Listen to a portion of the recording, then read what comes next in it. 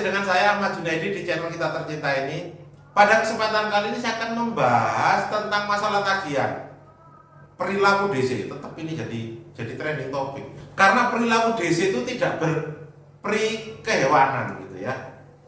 Nah, pada kesempatan kali ini saya akan menjawab pertanyaan Anda, yaitu tentang ancaman pengalihan tagihan kepada pihak ketiga. Gini teman-teman sekalian, yang pertama kita klasifikasi dulu. Pinjol itu kan ada legal dan ilegal. Legal dan ilegal. Legal dan ilegal. Legalnya di mana? Anda lihat website OJK, Anda akan tahu legal yang mana, ilegal yang mana. Kalau di listingnya ada di OJK, berarti dia legal. Paham ya? Nah, kalau sudah legal, ketika Anda gagal bayar, maka DC itu seringkali mengancam akan dialihkan kepada pihak ketiga. Kalau ilegal Pak, bukan berarti ilegal, tidak. Bisa jadi ilegal juga mengancam seperti itu. Tetapi Anda tidak usah takut, karena pinjol ilegal tidak mungkin punya DC. Gak mungkin punya DC. Kalau legal Pak, ada DC-nya. Terus mana aja Pak yang punya DC? Lihat video saya dong. Udah tak jelasin itu. Di kota ini yang ada DC-nya ini, di kota ini yang ada DC-nya ini. Coba dilihat lagi video saya, jelas kok. Saya sebutin. Tapi yang paling update, Anda masuk grup saya, nanti di sana akan update tiap daerah. Contoh Anda yang ada kayak kemarin itu di Simalungun atau mana gitu ya. Pak, saya tinggal di sini, ada DC atau enggak? Mana itu ya? Begitu dia masuk grup, baru tahu gitu ya. Kayak kemarin itu ada juga mana kayak terkenal gitu ya, di Labuan Bajo itu juga pinjol juga, ternyata ada juga. Ada DC yang datang apa enggak Pak ke Labuan Bajo? Wah ini DC-nya geblek, ini mau naik kapal apa ke Labuan Bajo? Ya nggak ada lah ya. Nah, nanti kalau sudah masuk grup itu akan update tentang masalah DC mana yang datang, DC mana yang tidak.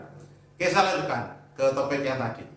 Nah, ancaman untuk pengalihan kepada pihak ketiga itu seringkali terjadi pada pinjol legal. Karena apa? Beberapa pinjol legal dia bekerja sama dengan perusahaan DC. Jadi contoh nih, PT Debt Collector Kejem gitu ya misalnya, Debt Collector Kejem PT-nya itulah. Nah, aplikasi A ini bekerja sama. Kalau ada yang sampai macet, maka di kota A, misalnya di kota Surabaya, misalkan ya, dia di kota Surabaya, dia aplikasi A ini bekerja sama dengan PT Debt Collector Kejem tadi. Sehingga PT Debt Collector Kejem ini yang akan menagih kepada debitur yang macet. Nah, PT Debt Collector Kejem inilah yang disebut sebagai pihak ketiga karena dia di luar dari kreditur dan debitur. Kalau begitu Pak, boleh apa enggak? Ya boleh, boleh aja enggak apa-apa. Dalam artian PT pinjol, berarti kan PT jelas, badan hukumnya jelas. Kalau ilegal Pak, ilegal enggak mungkin bisa, karena apa? Badan hukumnya sudah tidak jelas, sehingga dia tidak bisa melakukan kontraktual kerjasama. Tapi kalau badan hukumnya jelas, contoh PT Angin Ribut atau mungkin PT Angin Ribut Pinjol Sejahtera gitu ya. Nah ini kerjasama dengan PT DC Kejem tadi gitu ya. Nah ini kan jelas, badan hukumnya jelas. Angin Ribut Pinjol Sejahtera, direkturnya ini dalam hal ini bertanda tangan dengan ini bekerjasama dengan PT DC Pinjol Sejahtera gitu ya. Nah DC Pinjol Ganas gitu ya. Nah ini bikin kontraktual, perjanjian.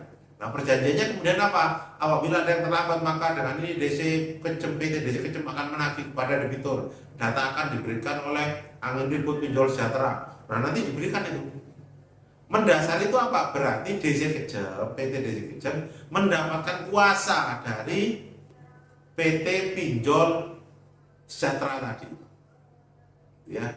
Nah, datanglah anggota dari PT DC Kejem tadi kepada masyarakat, kepada Anda. Itu. Kalau itu sampai terjadi Pak, bagaimana? Yang pertama yang harus Anda sikapi, tidak semua PT pinjol bekerja sama dengan PT DC yang ada di daerah. Satu. Yang kedua, karena tidak semua, bahkan hanya yang legal yang bisa bekerja sama. Kalau ilegal nggak bisa.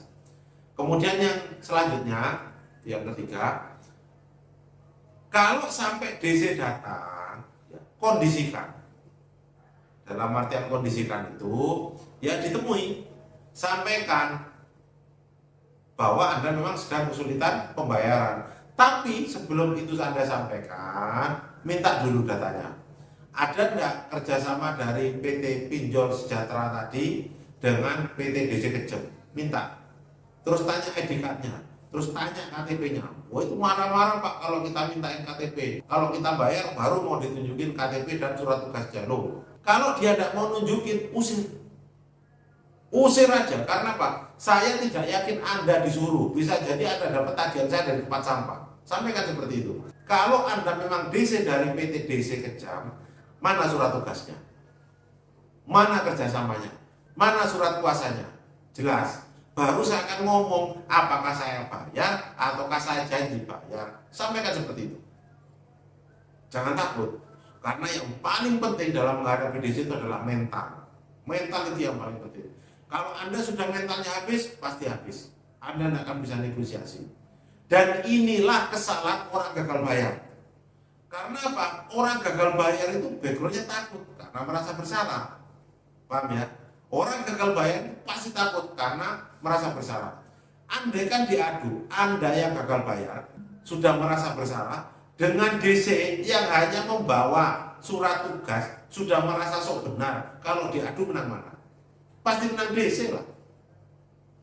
Oleh karena itu, jangan ragu-ragu, beranikan diri. Saya bukan tidak mau bayar, gitu ya. Saya memang tidak ada uang. Kalau ada uang tak bayar. Tapi tidak sekarang dan tidak segitu. Sampaikan gitu. Kalau Anda takut lagi, sampaikan. Saya tidak boleh bayar pinjol sama Pak Junaidi. DC pinjol semua tahu saya kok. Kalau toh mau bayar nanti lewat Pak Junaidi. Sampaikan seperti itu. Ya, sampaikan seperti itu. Wah, kok gitu Pak? Iya, sampaikan seperti itu. Karena Pak, itu akan memupuk keberanian Anda untuk gagal bayar. Kalau ada Pak Junaidi, ada enggak yang dibayar lewat Pak Junaidi? Ada. Ada beberapa yang kita terima kuasanya untuk negosiasi pembayaran yang pinjol legal karena masuk slip OJK. Ya. Tentang slip OJK, lihat video saya yang lain. Ya. Nah, itu ada yang kita negosiasi dan lumayan bagus hasilnya. Jadi saran saya bagi Anda yang sekarang merasa ketakutan karena akan dialihkan kepada pihak ketiga yang biasanya dikirim kayak foto orang luar, orang Indonesia Timur, badannya gede-gede, itu aja nggak usah takut, nggak usah takut. Kita semua makan nasi kok. Kita semua makan nasi, kita semua teman, satu bangsa, satu Indonesia. Kita punya satu hukum Indonesia. Ya, nggak usah takut. Saya bantu Anda kok, nggak usah takut. Ya. Semoga bermanfaat video ini. Terima kasih.